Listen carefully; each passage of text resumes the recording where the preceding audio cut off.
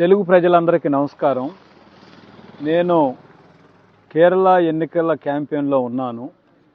LDF అభ్యర్థులను గెలిపించాలి, UDF బీజేపీని ఓడించాలని ప్రజలను కోరటానికి ఈ క్యాంపెయిన్లో పాల్గొన్నాను. కానీ నిన్న తెలంగాణ ముఖ్యమంత్రి రేవంత్ రెడ్డి గారు వారి సహచర మంత్రులు శ్రీనివాస్ రెడ్డి గారితో కలిసి పాల్గొన్న క్యాంపెయిన్లో అభ్యంతరకరమైన అనాగరికమైనటువంటి మాటలు మాట్లాడారు. ఇది ముఖ్యమంత్రి స్థాయిలో అంత దిగజారుతారని నేను అనుకోలేదు. వారు మాట్లాడిన మాటల గురించి తెలుగు ప్రజలు, మనం ఏదో కేరళలో ప్రజలు ఆందోళన చెందుతున్నారు, లేకపోతే ఇక్కడ ప్రజల్ని ఏదో ప్రభావితం చేస్తున్న ఆందోళన ఏం లేదు. కానీ తెలుగు ప్రాంతానికి చెందిన ఒక వ్యక్తి ఇంత దిగజారటం, ఇంత హీనంగా మాట్లాడటం మన తెలుగు ప్రజలకు ఏమన్నా గౌరవం ఉంటుందే?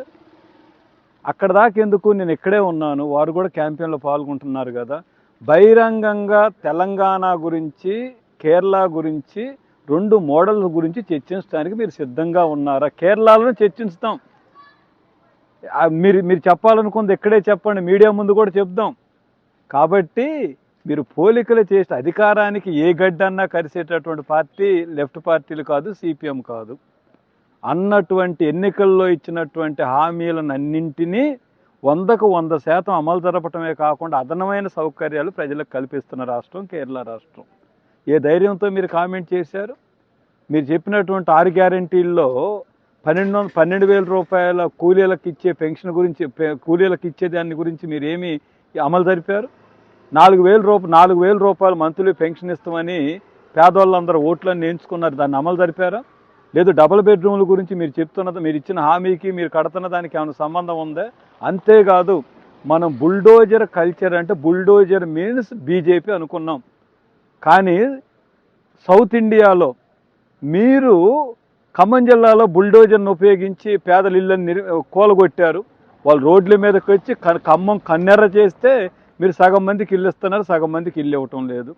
అలాగే నారాయణపేట, మీ పక్కన ఉన్నటువంటి నాగర్ కర్నూలు జిల్లాలో, మీ సొంత ఉమ్మడి జిల్లాలో ఒక చిన్నారి పాప చనిపోతే అరెస్ట్ చేయండి అంటే దాని మీద కూడా మీరు స్పందించలేదు.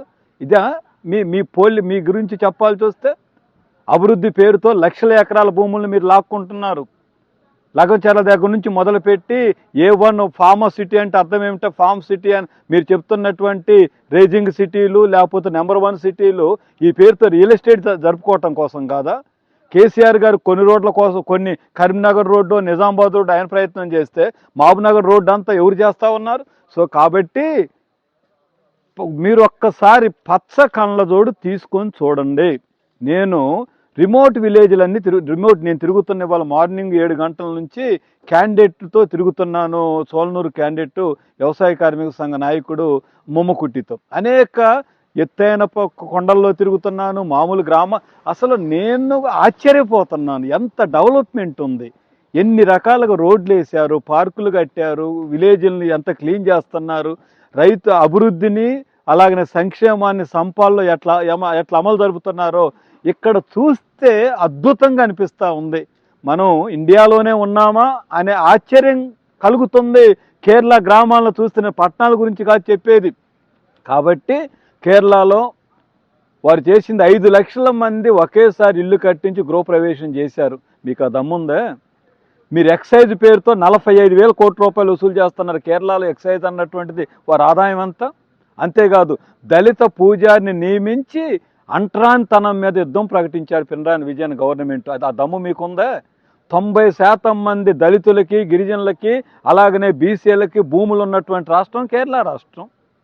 అలాగనే 90% మందికి ఇల్లు నిర్మించినటువంటి రాష్ట్రం కేరళ రాష్ట్రం. అదొక్కటే కాదు, మత సామరస్యాన్ని మీరు మతం గురించి మీరు మాట్లాడతారా? కర్ణాటకలో మీరు అధికారంలోకి వచ్చిన తర్వాత 70 కేంద్రాల్లో మత ఘర్షణలు జరిగినాయి. మీరు అధికారంలోకి వచ్చిన తర్వాత ఆంధ్రప్రదేశ్, తెలంగాణలో 8 ప్రాంతాల్లో మత ఘర్షణలు జరిగినాయి.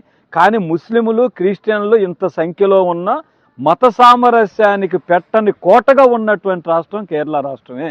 అంతేకాదు, గల్ఫ్లో ఉన్నటువంటి వాళ్ళు కేరళ రాష్ట్రానికి లక్షల కోట్ల రూపాయలు పంపుతున్నారు ఇక్కడికి. మరి మనకెంత పంపుతున్నారు? రేవంత్ రెడ్డి గారు మీరు అమెరికా తిరిగి వచ్చారు, విదేశీ పర్యటనలు చేసి ఎంత డబ్బులు తీసుకొని వచ్చారు? మీ పర్యటనంతా కార్పొరేట్లని మెప్పించటానికి తప్ప ప్రజలను మెప్పించడానికి కాదు. సో కాబట్టి కేరళ గురించి మీరు పోల్చుకోవటం అని అంటే నక్కకి నాగలోకానికి ఉన్నటువంటి తేడా ఉంది. Kerala model peoples model. మీరు లేబర్ కోళ్ళ మీద అసెంబ్లీలో మాట్లాడతారు, కానీ 11-12 గంటలు డ్యూటీ అవర్స్ని జీవో తీసుకొని వస్తారు మీ కర్ణాటక మీరు. కానీ మొదటిసారిగా లేబర్ కోళ్ళకి వ్యతిరేకంగా దేశంలో ఉన్న కార్మిక సంఘాలతో అందరితో పిలిచి లేబర్ మీటింగ్ను జరిపారు కేరళ ప్రభుత్వం. మీ ఐఎన్టీసీ నాయకుడు కూడా పాల్గొన్నారు. ఆయన అడిగినా మీకు కొంతన్న ధ్యాస వచ్చి ఉండేది కదా. అలాగనే రైతులకు మీరు సన్న బియ్యానికే ఇస్తామని చెప్తుంటే ప్రతి రైతుకి బోనస్ ఇస్తున్నటువంటి రాష్ట్రం కేరళ రాష్ట్రం. ఉపాధి హామీ పథకం పట్టణాల్లో ప్రవేశపెట్టిన మొదటి రాష్ట్రం కేరళ రాష్ట్రం. కేంద్ర ప్రభుత్వ విధానాలకు వ్యతిరేకంగా రాష్ట్రాలకు జరుగుతున్న అన్యాయాల మీద ఢిల్లీలో పినరాయి విజయన్ గారు ధర్నా చేస్తే ఈ పెద్ద మనిషి మన రేవంత్ రెడ్డి గారు అంటారు పినరాయి విజయన్ గారికి మన మోడీ గారికి సంబంధం లేదు. ఏమన్నా సిగ్గుండాలి కదా. రేవంత్ రెడ్డి గారికి అంటే గట్టిగా కూడా నేను మాట్లాడగలను, మేము చెప్పగలం. కానీ మాకు సుందరయ్య గారు నేర్పిన మా సుందరయ్య గారి పార్టీ ఇది. సుందరయ్య గారు నమ్రతతో ఉండాలి, గౌరవంగా ఉండాలి, దిగజారకూడదని చెప్పాడు. కాబట్టి ఆ మహానుభావుడు మా నోటికి కళ్యం వేశారు. కాబట్టి మీరు మూటలు ఇప్పుడు ఏమిటి డబ్బులు పట్టుకొని వచ్చారండి రేవంత్ రెడ్డి గారు ఇక్కడికి. శ్రీనివాసరెడ్డి గారు డబ్బులు పెట్టుకొని వచ్చారండి. అంటే మీరు యూడిఎఫ్ని గెలిపించడానికి డబ్బులు పంపిణీ చేసి తెలంగాణ, ఆంధ్ర, కర్ణాటక కల్చర్ని ఇక్కడ మీరు పెట్టాలని చూస్తూ ఉన్నారు. కానీ మీ డబ్బులు కానీ మీ మాటలు కానీ ఇక్కడ పనిచేయవు.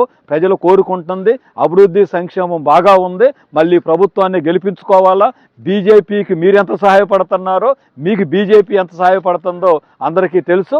అందువల్ల మూడోసారి ఎల్డీఎఫ్ అధికారాన్ని ఫామ్ చేస్తూ ఉంది. ఒక చారిత్రాత్మకమైనటువంటి చరిత్రను కేరళలో నిర్మించబోతా ఉన్నాము. ఈ విషయాలన్నింటినీ కూడా ఈ ఎన్నికల్లో తిరిగినప్పుడు కళ్ళారా చూసేటటువంటి అవకాశం నాకు కలిగింది.